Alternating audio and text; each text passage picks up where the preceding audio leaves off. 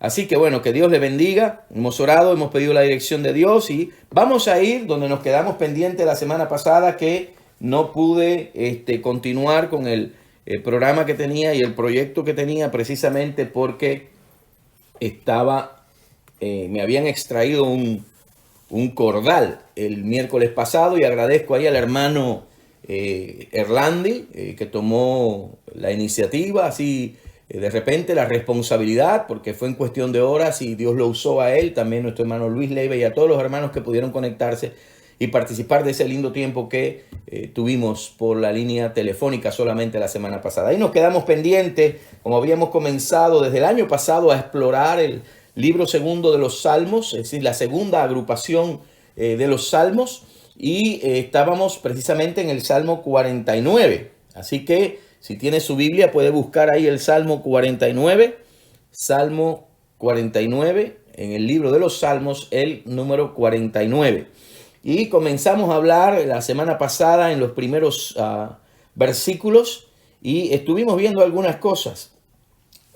Obviamente, si decimos que vivimos en un mundo que está afectado y dañado por el pecado, y esta fue lo primero que estuvimos viendo la semana pasada, antes pasada, mejor dicho, es obvio que en este mundo muchas veces vamos a encontrar cosas que parecen injustas y que no tienen sentido para nosotros y que de cierto modo son injustas, son injusticias.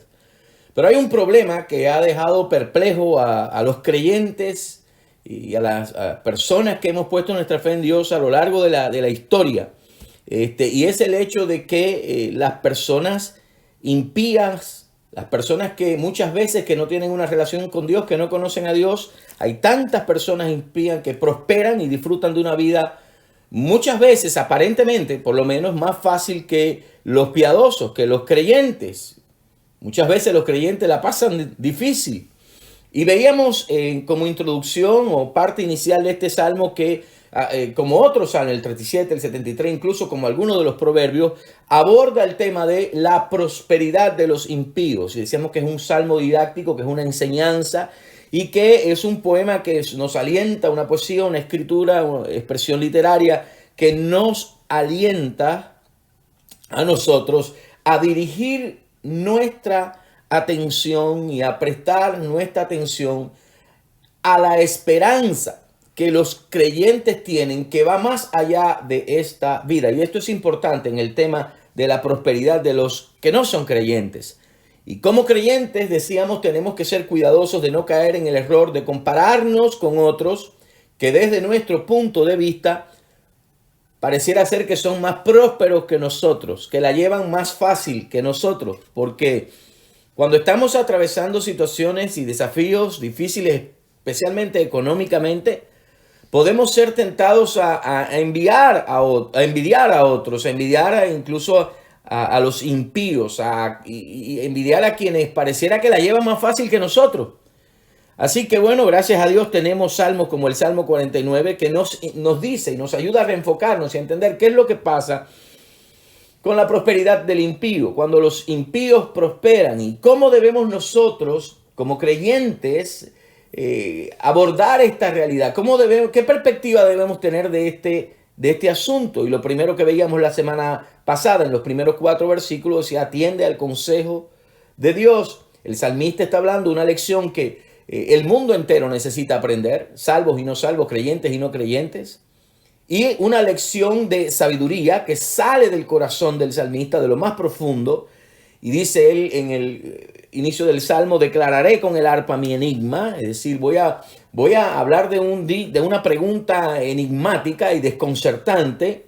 Y esta es la insistencia del salmista que estuvimos viendo. Presten oído, presten atención, oigan con inteligencia, oigan con un espíritu de obediencia.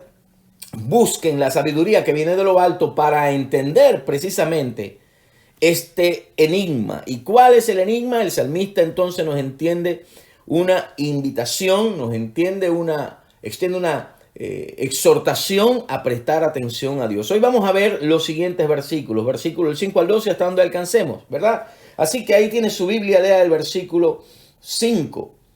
¿Por qué he de temer en los días de adversidad? ¿Por qué he de temer en los días de adversidad, cuando la iniquidad de mis opresores me rodeare. Los que confían en sus bienes y de la muchedumbre de sus riquezas se jactan, ninguno de ellos podrá en manera alguna redimir al hermano, ni dar a Dios su rescate, porque la redención de su vida es de gran precio y no se logrará jamás. En primer lugar, la pregunta del verso 5, vamos a dejarlo ahí por ahora. ¿Por qué he de temer en los días de adversidad? Cuando la iniquidad de mis opresores, dice mis opresores, me rodeare. Y lo primero que podemos extraer de esta pregunta y el contexto que acabamos de leer es, número 1, ante la adversidad, no permitas que el dolor, que el temor te domine. No permitas que el temor controle tu vida. Y el salmista aborda dos preocupaciones que pesan mucho en la mente de muchas personas. En primer lugar, la incertidumbre con relación al futuro. ¿Qué va a pasar en el futuro?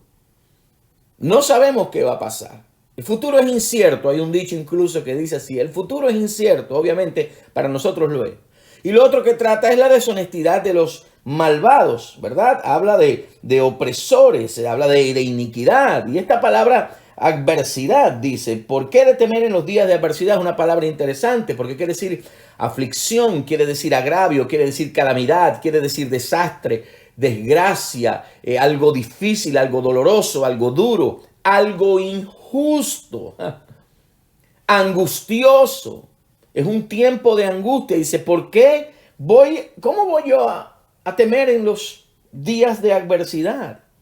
Y el problema específico del salmista es que estaba rodeado de hombres inicuos. Él dice, son mis opresores. Y esta palabra rodear es interesante porque quiere decir cercar, quiere decir dar vueltas alrededor de alguien con una actitud hostil, con el deseo de hacer daño. Eso es lo que está diciendo. Esa es la idea. Y el Salmo da la idea de personas avariciosas, personas ambiciosas, personas que codiciaban las riquezas del rey, todo lo que el rey representaba, la autoridad del rey, el trono del rey, la corona del rey. Y por eso, como codiciaban todas estas cosas y deseaban todas estas cosas, habían hecho de la vida del rey su objetivo. Habían puesto la vida del rey como el blanco. Y yo pensaba en esto y digo, los tiempos de nosotros y cómo vivimos nosotros no son muy diferentes a los tiempos del salmista en este sentido. Porque si usted mira el mundo en que vivimos y las situaciones del mundo, se va a dar cuenta que la raíz, la base de todas estas cosas malas, de todas incluso injusticia y todas estas cosas tiene que ver, si no directamente, indirectamente, pero mayormente, precisamente con la codicia, con la avaricia. De hecho, tiene que ver con lo que dice el apóstol Pablo a Timoteo capítulo 6, versos 10, que es un verso que conocemos muy bien, pero que se nos olvida. Que la raíz de todos los males es el amor al dinero. Dice, el cual codiciando algunos se extraviaron de la fe y fueron traspasados de muchos dolores. Siempre hay personas codiciosas, avariciosas y gente que por lograr tener más y lograr lo que otros tienen, y ahí entra el aspecto y el tema de la envidia, que de eso no vamos a hablar ahora, gente que por avaricia son capaces de pasarle por encima a cualquiera. Y más o menos una idea que podemos aplicar nosotros trayendo de lo que está pasando David, lo que está diciendo. Pero el salmista aquí, lleno de la sabiduría de Dios,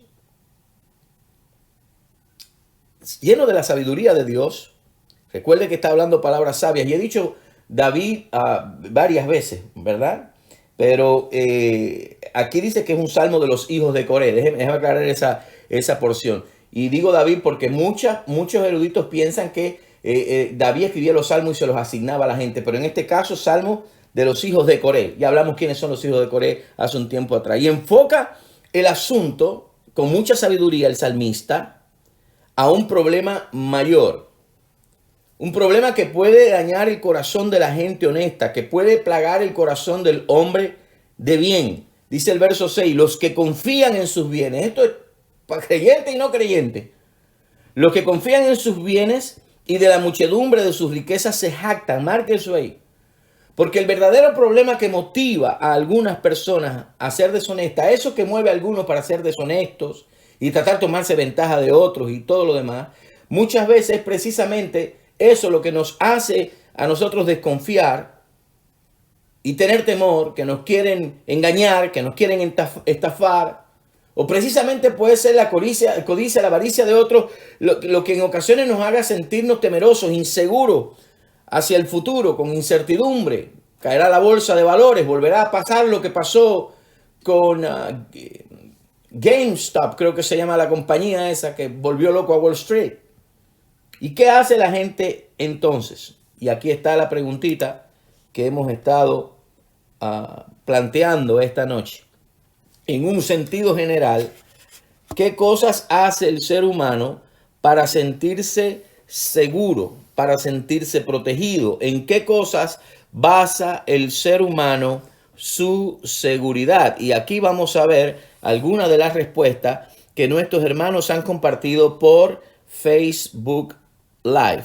Y la hermana Nidia dice que ahorrar dinero, preparar un testamento, visitar el médico regularmente, poner alarma en su casa. Muy práctico todo esto que nos dice la hermana. Adria Emilia dice orar cada vez que tengo chance. Bueno, está personalizada la pregunta, ya respondió de ella, pero la pregunta es en sentido general, el hombre, porque no todo el mundo ora, ¿verdad? Gloria a Dios que nuestra hermana sabe lo que los cristianos hacen, ¿no?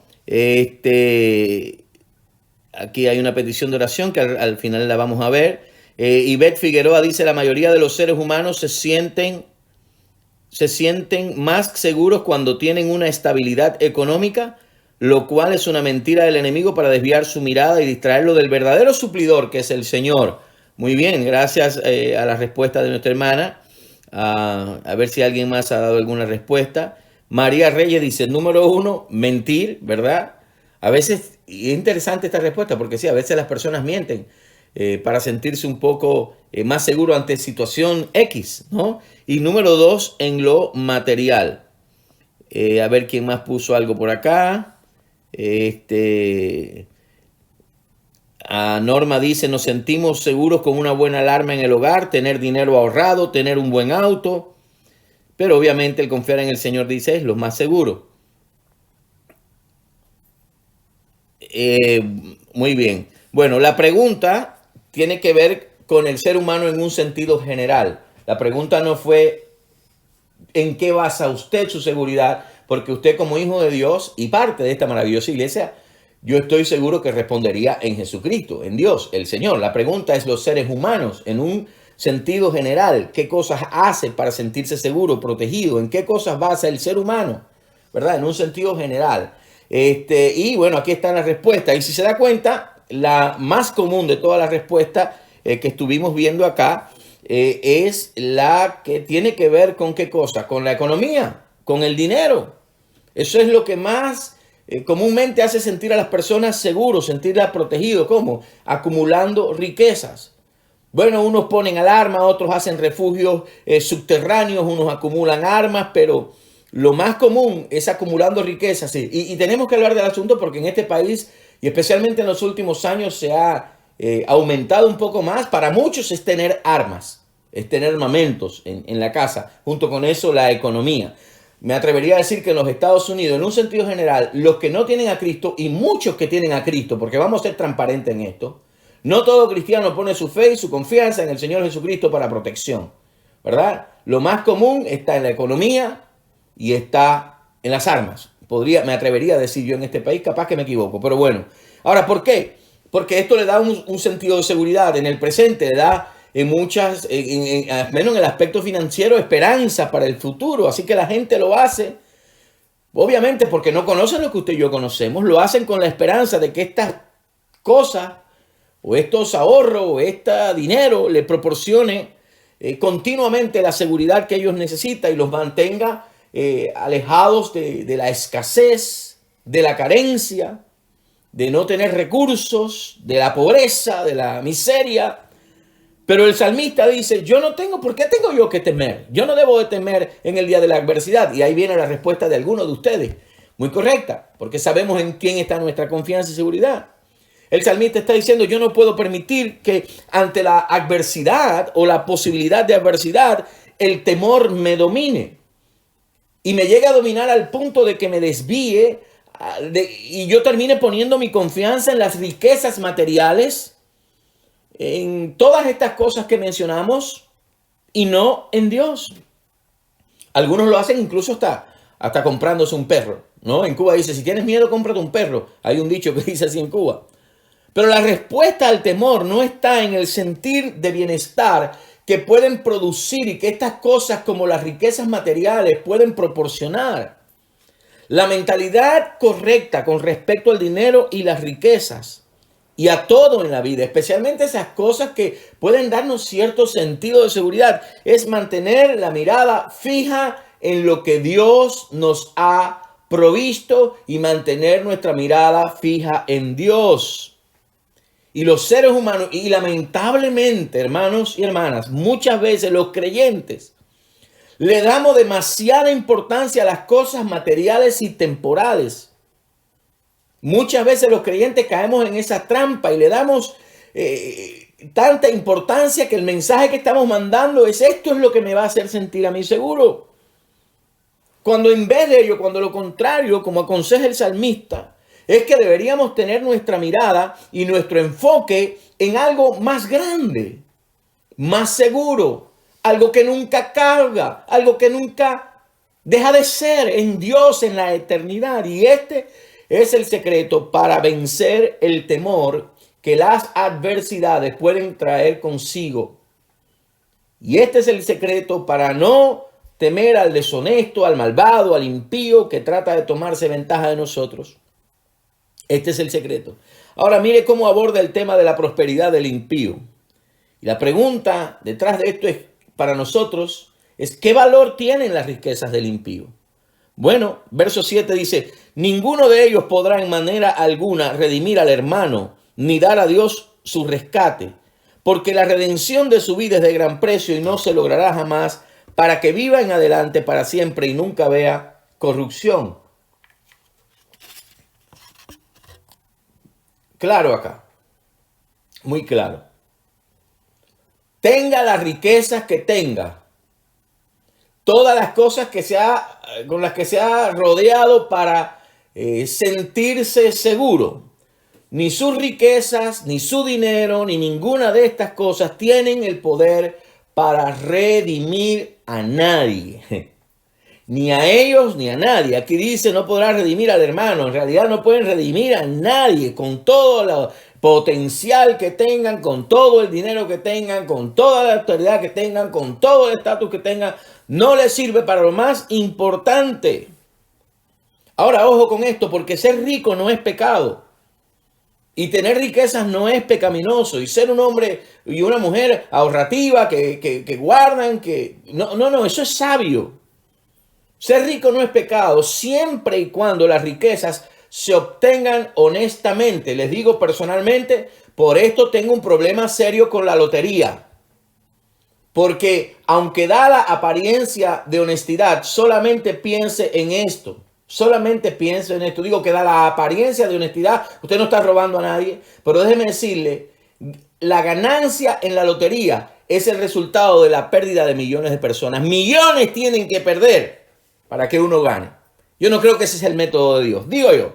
Pero parte del enigma que el salmista está presentando tiene que ver con el hecho de que, al menos desde nuestra perspectiva, los que tienen riquezas y abundancia material, desde la perspectiva humana y muchas veces de la perspectiva de los creyentes, de muchos creyentes, aventajan a los que son más afortunados. Viven más cómodamente que los que tienen menos. Y el dinero les proporciona entrada y acceso a muchas cosas que otros no tienen en la vida. Proverbio 10:15 dice, las riquezas del rico son su ciudad fortificada y el desmayo de los pobres es su pobreza. Pero escuche, a pesar de eso, el dinero no puede hacer nada en contra del enemigo que todos los seres humanos tenemos en común, y es la muerte. El dinero, la riqueza, tus armas, tu alarma, tu perro, tu búnker subterráneo, refugio subterráneo. El salmista dice, nadie puede redimir o rescatar a otra persona del destino al que está marcado a causa del pecado, porque la paga del pecado es muerte, y nadie puede redimir humanamente, ni con sus riquezas, ni con ninguna de estas cosas, ni su vida ni la de otra persona. Y más aún, no hay dinero que pueda, en el mundo, la riqueza de todo el mundo y el mundo con toda su riqueza, que pueda persuadir a Dios para que salve a alguien. No hay dinero que pueda comprar eso, ni que pueda sobornar a Dios para que salve a una persona de la condenación y de la muerte eterna. Ninguno de ellos, dice el verso 7, podrá en manera alguna redimir al hermano, ni dar a Dios su rescate. Y en la medida que el Salmo se desarrolla, va quedando claro que el salmista no está hablando solamente de la vida aquí en la tierra, sino de la vida en la eternidad, de la vida eterna. Dice el verso 15, pero Dios redimirá mi vida del poder del Seol, porque Él me tomará consigo. Está hablando ahora de la vida después de la muerte. Y el precio requerido para redimir un alma es altamente precioso, es extremadamente costoso. Es más allá del alcance de la capacidad adquisitiva de todo el dinero y toda la riqueza humana, de toda la riqueza del mundo. Y dice el salmista, porque la redención de su vida es de gran precio y no se logrará jamás.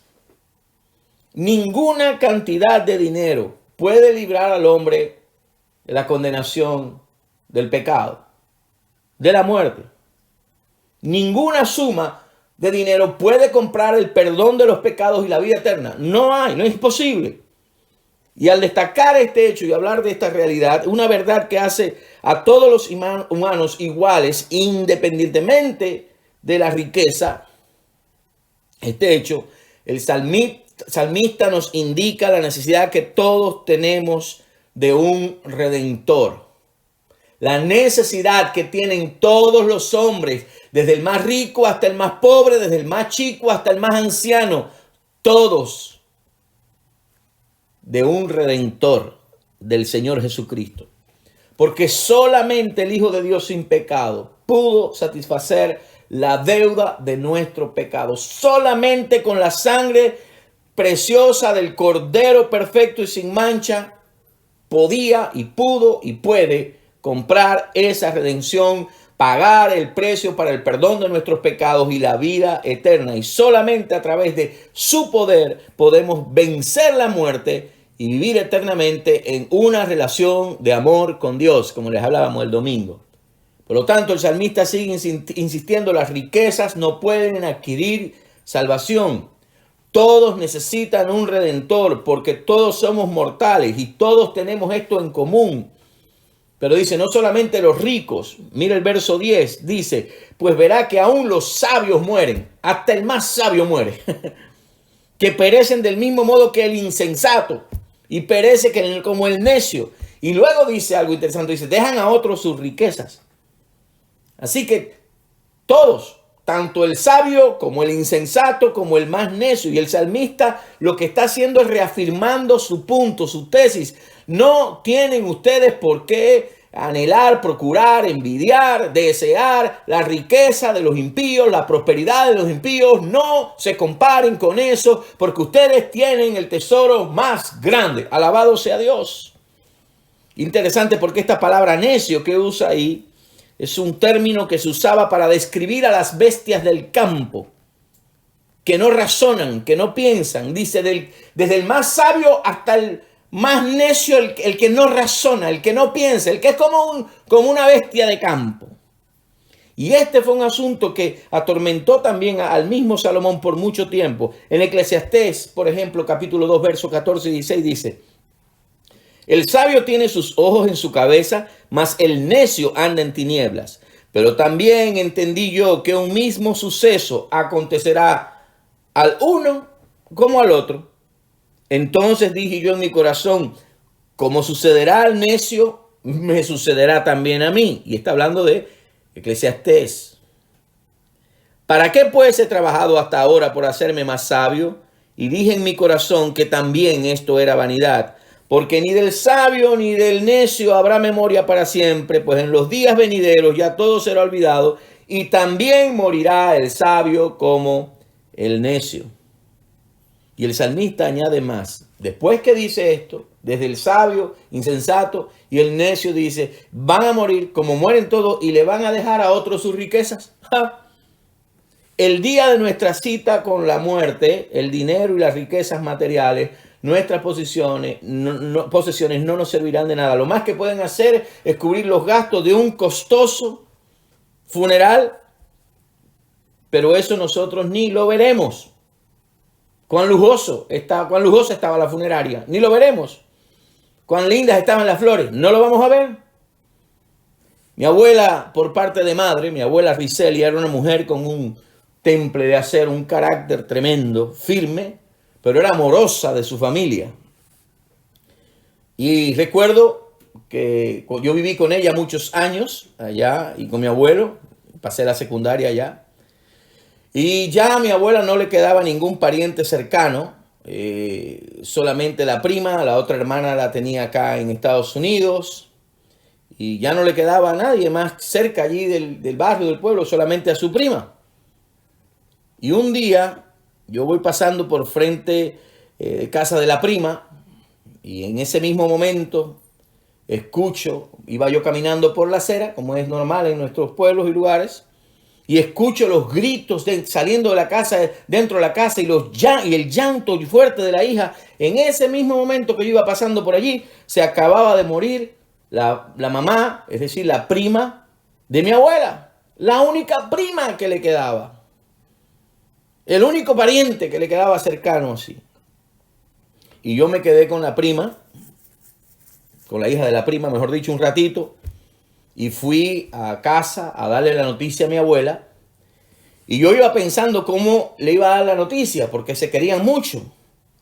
Y por el camino, pensando en hacerla sentir un poco mejor, pasé por una florería, la florería que estaba por ahí cerca de los que son mayariceros, cerca de la terminal, por ahí al frente de una farmacia, una cosa así que había por ahí.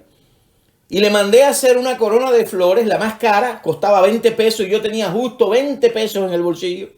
Y le mandé a hacer la corona de su prima, que siempre la quiso, Ricelia Ruiz Cortina. Y le mandé y pagué los únicos 20 pesos que yo tenía para tratar de hacer sentir a mi abuela un poquito mejor.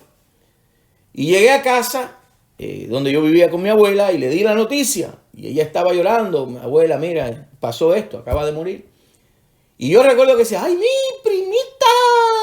Lloraba amargamente. Mi primita, la única que me quedaba, mi primita. Lloraba mi abuela. Y así no paraba, pero en un momento que ella hizo una pausa para tomar aire, que yo pude, le dije, abuela, pero mira cómo son las cosas. No tienes que preocuparte por la corona y por las flores, porque yo le ordené una corona, yo le mandé a hacer una corona que me costó 20 pesos. Así que lo único que hace falta es que en unos días después, cuando tú puedas, me pagues los 20 pesos. Y del llanto profundo, repentinamente cesó el llanto y las lágrimas y me miró con su ecuanimidad y firmeza y me dijo, ¡ja! De eso nada, mijito. Yo no compro flores a los que se mueren. Lo que yo le iba a dar a mi prima se lo di cuando estaba en vida. Así que ni pienses que te voy a pagar los 20 pesos porque no te lo voy a pagar. Y yo dije, pero abuela, es mi primita. Y empezó ahí, siguió llorando y nunca me pagó. Le cuento esto, aunque un tono un tanto jocoso, como un entre paréntesis, para decirle algo. Lo que vas a hacer por alguien, hazlo ahora mientras viva. Lo que vamos a hacer por alguien y lo que vas a hacer con tus riquezas, hazla que sean significativas. Les dije hace 2 semanas atrás, el dicho común en los Estados Unidos, tú nunca has visto un carro fúnebre remolcando un tráiler, un contenedor de mudanza. Jamás, un U-Haul, ¿verdad? Y el salmista dice, continuamos, de nada le sirven las riquezas cuando llegue la cita con la muerte. Las riquezas no les librará de la muerte, no se la van a poder llevar con ellos. Y en muchos casos lo que crean es un caos después de peleas entre familias, de eso hablamos otro día. Pero no necesariamente tiene que ser así, ni mucho menos con los cristianos. Pero no hay nada que podamos hacer para cambiar la realidad, para cambiar el hecho de que cuando morimos nos desprendemos de todo lo que poseíamos en este mundo y en esta vida. Y el salmista dice más, dice que están tan ciegos, dice, que su íntimo pensamiento es que sus casas serán eternas. Oiga esto, y sus habitaciones para generación y generación dan sus nombres a su tierra. En otras palabras, viven como si todo esto material, ínfimo, temporal, fuera lo eterno. Pero la verdad es que por ricos o por famosos que sean o que seamos, cuando morimos, todo se queda atrás. Y aún dice, hasta la memoria de los más famosos va a desvanecerse. Dice, en esto dice, son como las bestias, como los animales del campo que no razonan. Y el mensaje de este pasaje es claro. No debemos dar al dinero y a las posesiones y a las riquezas materiales la importancia y la prioridad que la Biblia no le da. ¿Cierto? ¿Estamos de acuerdo en esto? Como cristianos no podemos poner las riquezas, los bienes materiales y todas estas cosas que mencionamos como la fuente de nuestra seguridad, de nuestra protección. No. Eso es lo que este salmo nos está diciendo. Ustedes se están comparando, no se comparen con el impío. El impío no tiene lo que ustedes tienen.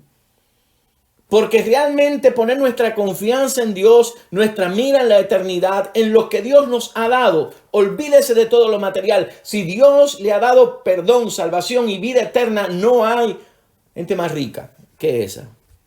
Y esta perspectiva de una realidad segura y cierta, de una eternidad segura y cierta, es el remedio para el temor a las incertidumbres del futuro y a la posibilidad de ser, no sé, estafados, robados, engañados por gente deshonesta e impía. Esto no estoy diciendo que el dinero no sea importante. Tampoco significa que no debamos prepararnos para el futuro o ser buenos administradores de todo lo que Dios nos ha confiado. No estoy diciendo que ahora vaya y cierre su cuenta de ahorros, no estoy diciendo eso, o que cierre su plan de retiro, no estoy diciendo eso. Simplemente lo que le estoy diciendo es que su confianza, su seguridad y su protección no están en esas cosas. Lo que la Biblia hace es que ubica estas cosas en el lugar donde tienen que estar. No les quita su importancia en esta vida actual, pero las sitúa donde tienen que estar y no están por encima de Dios, ni primero de Dios. Una de las preguntas que me han hecho a mí, presta atención a esto, que me hicieron a mí y que de vez en cuando me hacen, especialmente cuando estamos entre pastores, se ha traído el tema y hermanos de la iglesia. Bueno, ¿y cómo hace la iglesia para subsistir? Hay que cerrar la iglesia. Vamos a cerrar la iglesia, pero no van a dar ofrenda, no va a venir ofrenda. La gente no va a dar. Primero, le voy a decir, eso no necesariamente tiene que ser así, porque el cristiano que ama a su Señor y ama la obra de Dios no va a dejar de hacer lo que Dios le ha llamado a hacer. De eso estamos seguros. Pero ¿dónde está la perspectiva de nosotros? Es decir, que nosotros abrimos la iglesia porque necesitamos dinero. No, nosotros abrimos la iglesia y nos congregamos porque necesitamos a Dios, porque necesitamos el compañerismo entre los hermanos, porque necesitamos adorar al Dios que servimos y amamos, pero no por las ofrendas, no por el dinero. No estamos restando la importancia y la necesidad porque las cosas tienen que funcionar, pero nuestra seguridad, nuestra protección y nuestra provisión está en Dios. Alabado sea el nombre del Señor.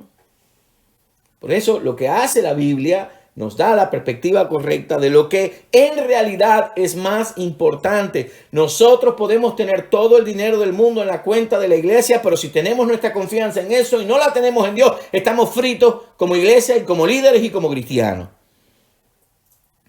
Por eso Jesús nos enseñó esta perspectiva correcta también. Nos instruyó para que no nos preocupáramos por las cosas materiales, sino que hiciéramos del reino de Dios y de la justicia la prioridad número uno de nuestras vidas. Mas buscad primeramente el reino de Dios y su justicia, y todas las demás cosas os serán dadas por añadidura. Nos dio advertencia contra la codicia.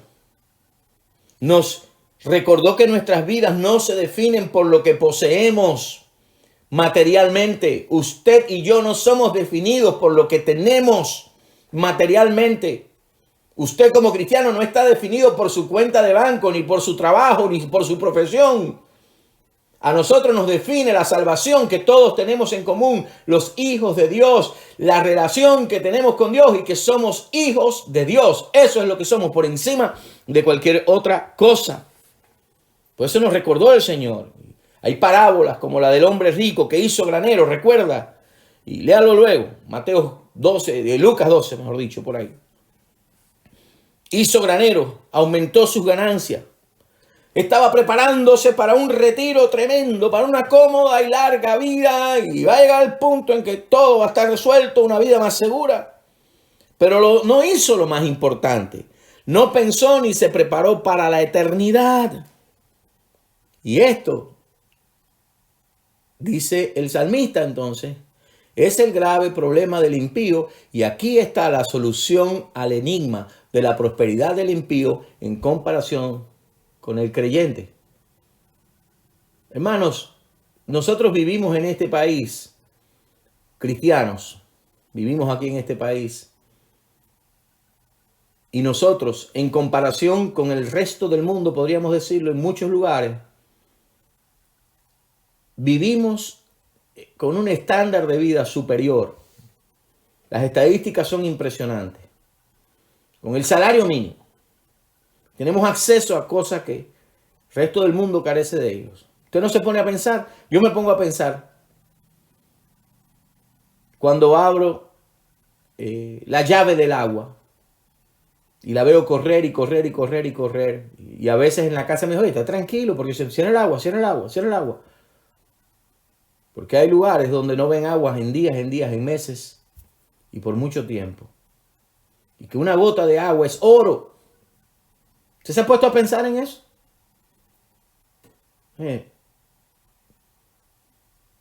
¿Dónde está nuestra mirada? ¿Dónde están nuestros ojos? ¿Dónde están nuestros valores? ¿Dónde está nuestra riqueza? Es la pregunta en la eternidad. Porque el problema del impío es este. Él puede aparentemente pasarla muy bien aquí. Pues está ciego a una realidad. Hay una vida más allá de la muerte. ¿Y quién lo va a redimir? Porque su dinero no lo va a poder redimir. Y ese es el problema del impío. Y muchas veces los cristianos actuamos como impíos cuando nos enfocamos en el ahora, en el presente, en la vida en esta tierra como la prioridad, y acumulamos y acumulamos y acumulamos y acumulamos desatinadamente, desmedidamente. No compartimos. Todo lo que vemos en especial lo queremos comprar, y si no tenemos dinero para comprarlo, lo sacamos a crédito y estamos viviendo como impíos que tienen su mirada puesta aquí en la tierra, en lo material y no en lo eterno. Esto es palabra de desafío, hermano. Y ese es el problema del impío. Ese es el problema de muchos creyentes que viven como si esto aquí fuera lo eterno. ¡Oh, Señor Jesús! Y esto aquí no es lo eterno. Viven así, no atienden lo más importante. Su vida espiritual. El alimento de su vida espiritual. Capaz que hoy están pensando en 20,000 cosas, 20,000 proyectos, pero no hay un segundo para conectarse, a compartir y a recibir, a tener un encuentro con la palabra de Dios. ¿No? Porque estamos enfocados en la vida aquí en este mundo. No atienden lo más importante que es la eternidad. Y no atienden lo más importante que es estar preparados para la eternidad. ¿Cómo? Por medio de confiar en el Señor Jesucristo para su salvación. Y cualquiera, cualquiera puede tener abundancia de todo lo que este mundo puede ofrecer. Pero si no tiene a Cristo, no tendrá lo más grande. Una eternidad. ¿Cuántos años va a vivir en esta tierra? ¿70, 80, 90, 100, 110? Lo que sea. Viviendo como que esta es la vida. Y no se preparan para lo más grande, que es la eternidad. Una eternidad no en un lugar de condenación. Una eternidad en un lugar de comunión eterna con Dios, de relación eterna de amor con Dios y comunión con Él. Y por el otro lado, con esto termino. Puede ser que usted no tenga mucho en este mundo, pero si tiene a Cristo, eres eternamente rico. Alabado sea el nombre del Señor. Y de esta manera concluimos por esta noche. Así que vamos a ver las peticiones de oración que nos han enviado. Ya, aquí tiene la hermana, asistente mía hoy, Zulema de las Mercedes. Así se llama mi esposa. Y gloria al Señor por las peticiones. Saludos a todos nuestros hermanos y hermanas que se han conectado. Tenemos un lindo número por acá por la vía telefónica. Saludos ahí a María Esther, a María Elena, a Clara, José Vargas y Teresa, Domingo Vázquez, Magdalena, Jenny, la hermana de Ruth, Luis Rojas, un número que no sé cuál es, otro número que no sé cuál es. Y Aida Pascual, Leida Tovar y unos cuantos hermanos también por la línea telefónica, por el Facebook Live que ahí van apareciendo. Gloria al Señor, ¿no? Gloria al Señor. Amén. Mira, aquí alguien puso algo interesante. El hermano Erlandi puso: muchas personas se sienten seguras por sus propias fuerzas, por el dinero que tienen en el banco, con la persona que se casó, entre otras cosas, ¿verdad? Ese es un buen punto, ¿no? Nuestra confianza, no solamente muchas veces la seguridad está en las cosas materiales que hemos mencionado, pero también mi seguridad está, necesito un buen partido, dice la muchacha, ¿no? Yo necesito, tú quieres que sea guapo, ¿no? Yo lo que quiero es que tenga dinero, dice. Pero bueno, ya andamos ya por ahí, por otra vía. Pero gloria al Señor. Vamos a orar esta noche. Aldo pide oración por Benito Pérez, que está grave, y también por Gianela García, recuperándose, pero afectada, muy afectada emocionalmente. Así que estas son las peticiones que nos han llegado, por lo menos hasta ahora. María Mafe pide oración por María F. María F. María F. Una amiga que está muy mal. Salud. Salud. Ok. Estas son las peticiones que nos van llegando. Acá nos saluda el hermano Damián Hernández desde Ecuador. Gracias por sus oraciones por Yanela, dice Nélida Martínez. Gloria al Señor. Acá tenemos, como decía, Damián Hernández desde Ecuador. Tenemos gente de varias partes del mundo. Dios te bendiga, hermano. Esperamos que esta palabra ministre su vida también. Y vamos entonces a terminar orando esta noche. Donde quiera que esté en este momento, vamos a orar y dar gracias a Dios por lo que nos ha permitido recibir de Él esta noche. Vamos a orar. Padre Dios, te damos gracias porque tu palabra no solamente amplía nuestra perspectiva de la vida, sino que tu palabra, Señor, nos dirige en el camino correcto para entender las dinámicas de la vida. Gracias por esta realidad. Señor, perdónanos cuando perdemos la eternidad de vista. En otras palabras, cuando nos enfocamos en el ahora temporal y material como lo más grande y lo más importante. Cuando basamos nuestra seguridad, nuestra protección, nuestro bienestar, nuestro futuro, nuestro presente, en las cosas materiales que podemos adquirir, acumular, guardar, ahorrar, como se llame. Y al hacer esto, Señor, perdónanos cuando se nos olvida por nuestro afán, se nos olvida que nuestra verdadera seguridad y protección está en ti, que eres nuestro Dios, nuestro buen pastor, nuestro redentor, nuestro proveedor y el que nos cuida. Perdónanos cuando desviamos la vista de la eternidad y la ponemos en el aquí material presente. Y ayúdanos a vivir en la perspectiva de esto. Perdónanos cuando nos comparamos con el impío. Señor, me imagino que esto debe ser una ofensa a tu misericordia y a tu bondad. Que veamos nuestras circunstancias desafiantes y nos comparemos con los que tienen, pero no te tienen a ti. Y nos sintamos menos. Perdónanos. No permita, Señor, que el enemigo nos engañe de tal manera. Enséñanos de tal modo a contar nuestros días que traigamos al corazón lo más grande, sabiduría. Y Padre, ayúdanos. Ayúdanos a ser buenos administradores de las bendiciones materiales que tú nos das. A bendecir a otros con las bendiciones materiales que tú nos das. Hacer tu obra con las bendiciones materiales que tú nos das. No acaparar y retener para nosotros. Ayúdanos a ser generosos. Para tener el entendimiento claro dónde la Biblia sitúa las cosas materiales. ¿Dónde las pone? ¿En qué nivel? No es la prioridad. Tú eres la prioridad. Que no es la seguridad. Tú eres la seguridad. Padre, y en esta hora te damos gracias. Porque en tu protección, en tu seguridad que provees y todas estas cosas, podemos venir delante de ti orando por Benito Pérez. Poniéndolo delante de ti. Tú sabes cuál es la situación. Él está grave, pero tú tienes poder. Y Señor, orando por Gianela García, que está recuperándose, pero que ahora está emocionalmente afectada.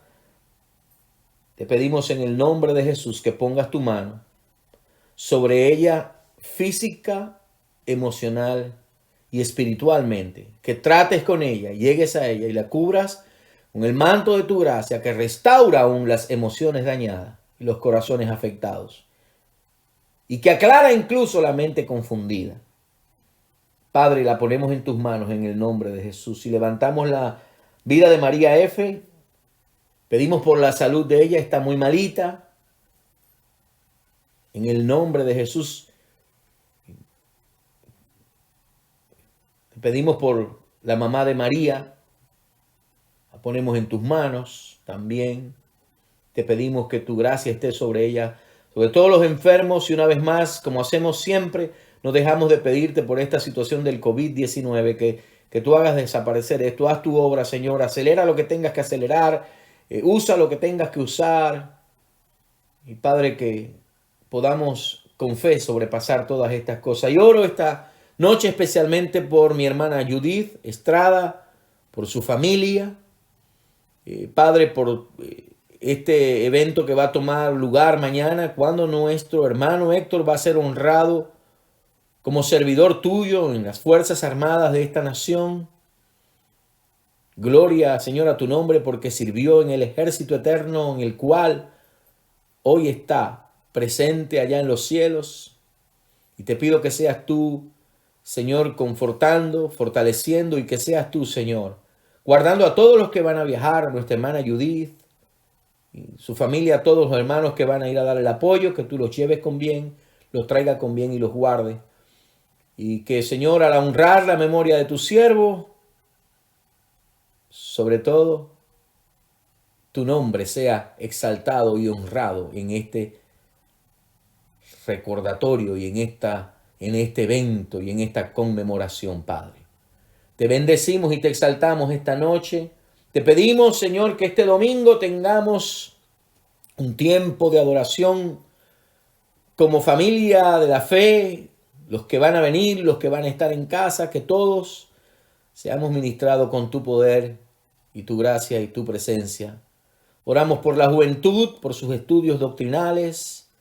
Oramos por los niños. Oramos por las familias y los matrimonios. Y Señor, gracias, porque para todo esto que hemos mencionado, incluyendo tu iglesia, tú eres nuestra seguridad y eres nuestra protección. Por eso estamos llenos de fe en el presente y fortalecidos en relación al futuro. Te pido que bendigas cada hermano, cada hermana, cada hogar, cada familia esta noche, en el nombre de Jesús. Amén y amén.